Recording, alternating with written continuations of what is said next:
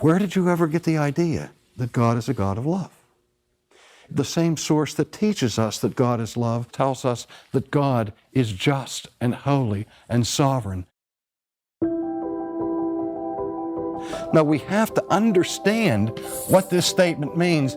God is love in light of the biblical concept of God and in light of the biblical concept of love.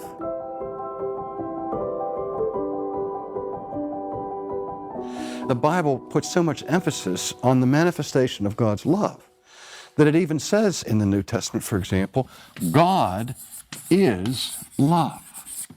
What are we to make of that statement? God is love. I'll tell you what a lot of people make of that. They say, if God is love, then He can't be just. He can't be holy. He can't be wrathful. He can't do any of these things that we've already talked about that we seem to think are inconsistent with the love of God. In other words, they want to construct a hierarchy of attributes within God, that love becomes at the apex of this hierarchy, and everything else is subsumed under this concept of love. I've talked about people who come to me when I talk about the wrath of God or the sovereignty of God, and they'll protest and they'll say, but my God is a God of love. And I say, where did you ever get the idea that God is a God of love? From a cancer ward? At the scene of an automobile accident? At a murder scene? You wouldn't draw that inference from those tragic situations. But we get the idea that God is a God of love from the message of the Scriptures.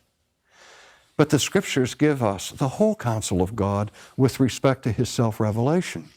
The Bible, the same source that teaches us that God is love, that same source tells us that God is just and holy and sovereign and all the rest. So we cannot allow God's sovereignty to be swallowed up by His love or His righteousness to be swallowed up by His love. And the worst mistake, I think, is looking at this statement, God is love, and seeing it as a tautology.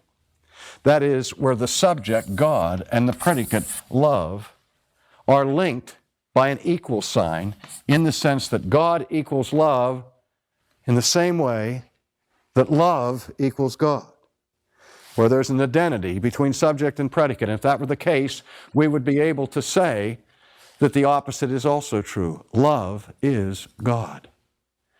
There are such things as tautologies. We can say a bachelor is an unmarried man, and you don't lose anything by turning it around and saying an unmarried man is a bachelor, although an unmarried man could also be a widower. But in any case, we don't want to make the mistake that love is divine, in the sense that we worship love. The human experience and the human manifestation of affection and feelings that we have, we exalt love as that which makes the world go round, and it becomes a God for us. Now we have to understand what this statement means. God is love in light of the biblical concept of God and in light of the biblical concept of love.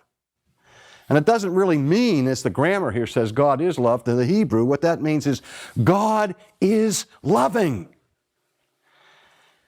In fact, when the Hebrew talks in this manner, he is saying that God is so loving, love is so identified with His character, that we can say He is love.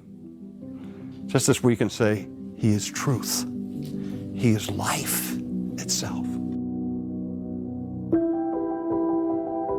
Thanks for listening to Ultimately with R.C. Sproul. This is a podcast from Ligonier Ministries. For more information about Ligonier and to discover thousands of free resources to help you grow in your Christian faith, visit ligonier.org.